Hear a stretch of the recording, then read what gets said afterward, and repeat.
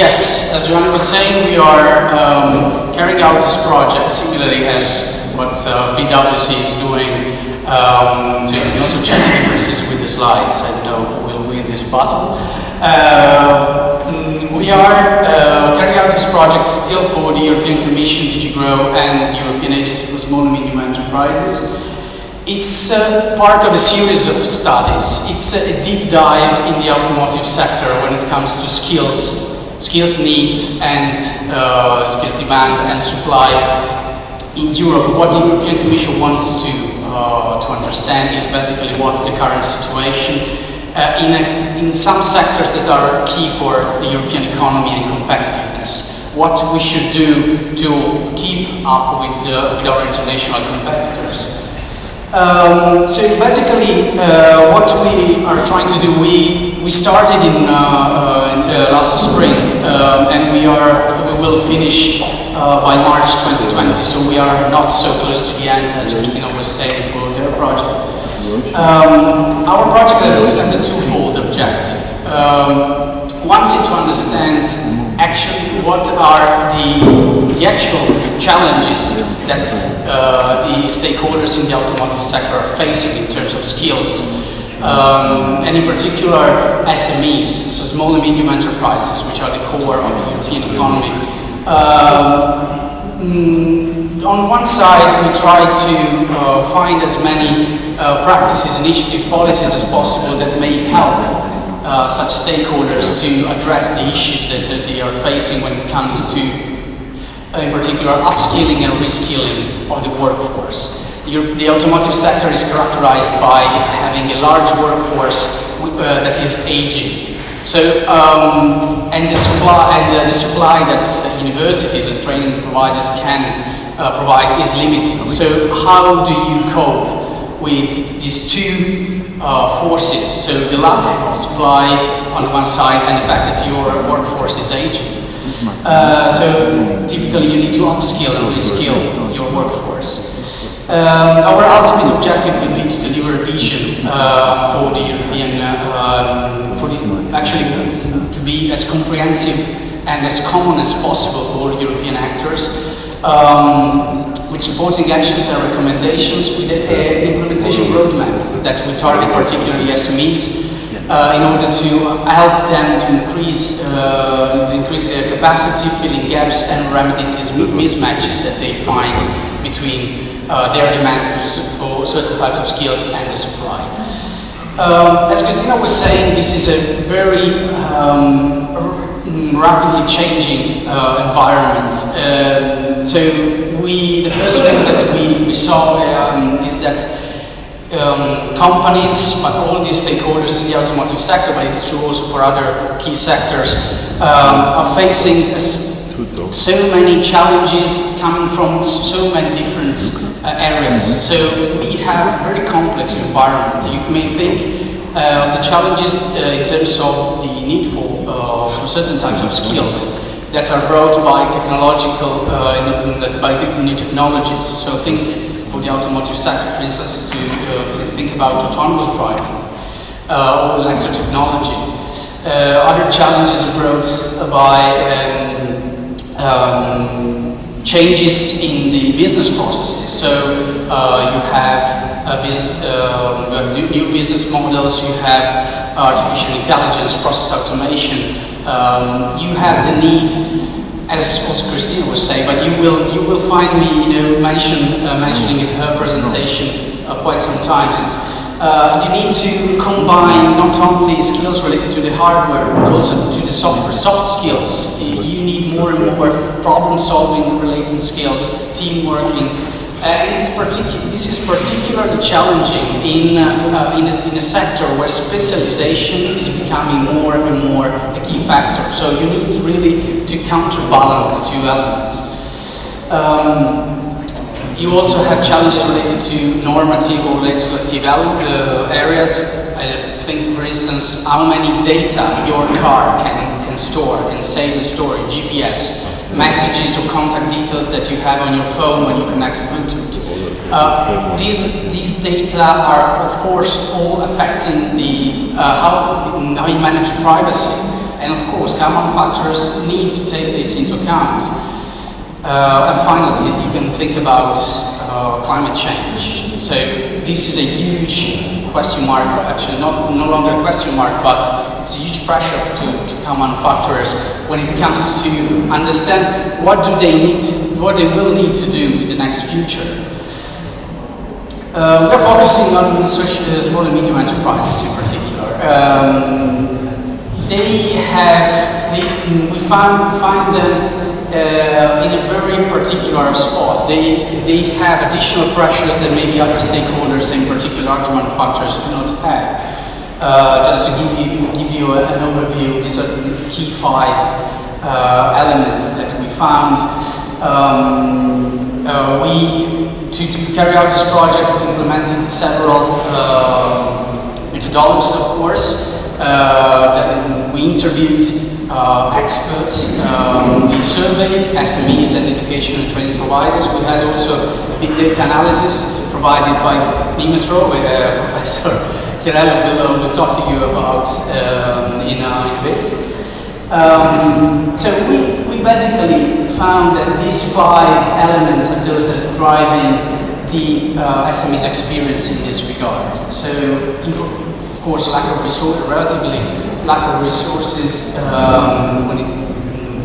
which means both costs, because training, and especially retrain someone that already has a training, already has an education, is really time and resource consuming. So you really need to ensure you have the money and the time to dedicate to this activity, and SMEs usually do not have.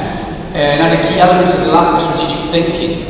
We need to look forward, we need to anticipate our needs. We cannot think about today or tomorrow, you really need to think about next week. By anticipating your needs, you can put down a strategy, you can understand better and sooner what you need to do. And in a world where there is so little supply of the skills that are needed, and in a world where the skills are are so rapidly changing, strategy and planning is crucial. And it's another important point that concerns the limited use of education and training options. We just saw how we should structure curriculum. But the point is that for the industry, curricula change too slowly. So they need a change today or tomorrow. They need to update and retrain people this week, next week, not in 6 months, not in a year. And we've seen that, especially for SMEs, there is some sort of, it's not reluctances, but it's more lack of awareness about the opportunities that are there when it comes to training and further education. Think about the online training, all the possibilities that it opens. So, and SMEs are not exploiting them so much. So, that's what we've done so far. That's what we are doing. We are trying to design a vision that takes into account all this complexity that I've just talked to you about. We first need to ensure that SMEs, but all stakeholders that play a part in the sector know what are the changes affecting the sector, what are the needs that they have today and will have tomorrow, and to understand what their role is. Because, as I mentioned before, SMEs do not have enough resources to do this alone, and especially in certain countries, the state intervention becomes crucial. So, trying to find additional sources of funding, for instance. And that's something that also Christina mentioned in her presentation: cooperation, collaboration. If you cannot do it alone, you need to establish connections with other SMEs in order to share the costs, for instance. But think about all the possible synergies that you can have with technological centers, research centers, education providers that are still not fully exploited, and it really depends, and we come once again to the complexity of the environment where we are carrying out this study.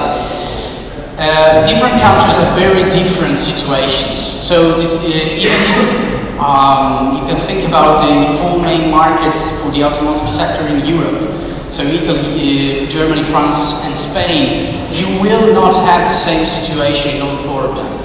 Even if the basic need, even if they are all struggling with finding the right mix of skills, you find having enough new graduates in science, technology, in adapting their curricula, make sure that you will find, you can be sure that you will find different situations and different contexts that radically change also the actions that you can put into place. So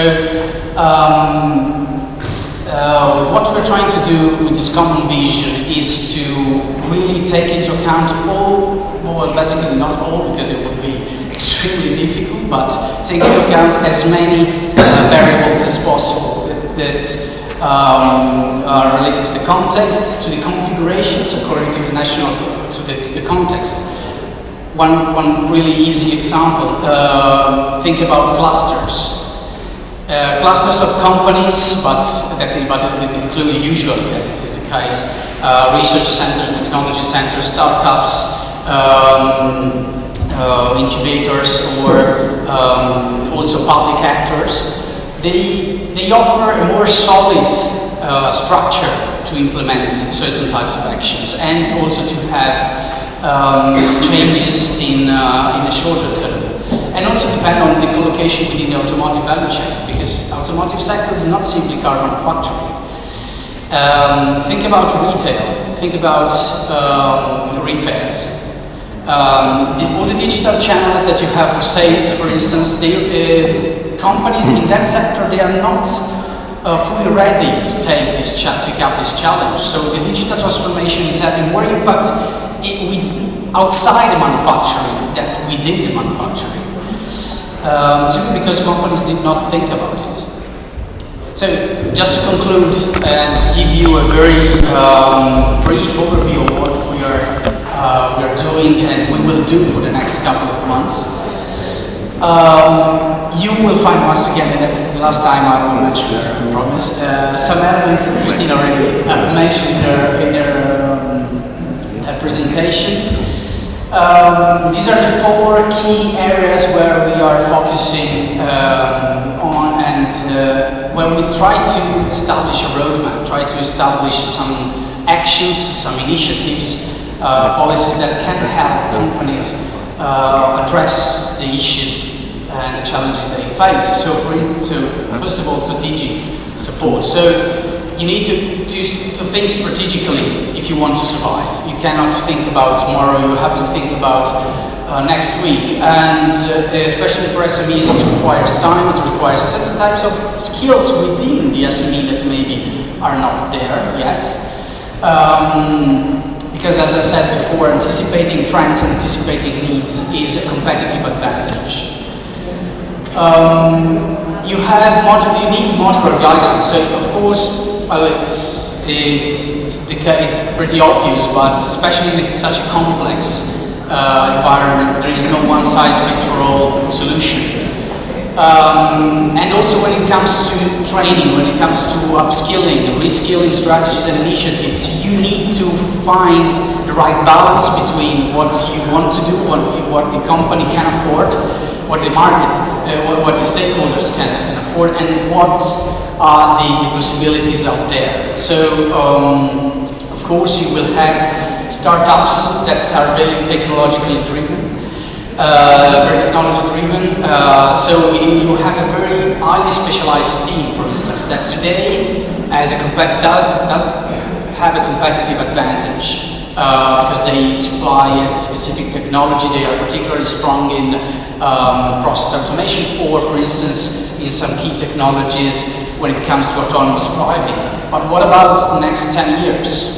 You have to be sure that you target also what you are going to train to the different actors and what their needs may be today and tomorrow. You need to look at all possible education modalities. So the traditional university course is not really the answer when it comes to industry. Companies, as I said before, need changes and need to do this quite rapidly. So curricula, university curricula may take some time to adapt, and of course, then you will need some time for students to complete their curricula. So it's you have to think about companies, in particular SMEs, that think about all the possible education modalities that may save time, may save money, of course, for them, and they can open up all new opportunities and spaces for learning. So online education. And finally, cooperation, as I said. So if you cannot do it alone, do it with someone else. So these are the 4 elements. We will focus on this vision for the next few months. Then in March, we hope to have a final conference as well. So we will, of course, through Skillman, maybe keep you updated. In the meantime, thank you very much for your attention.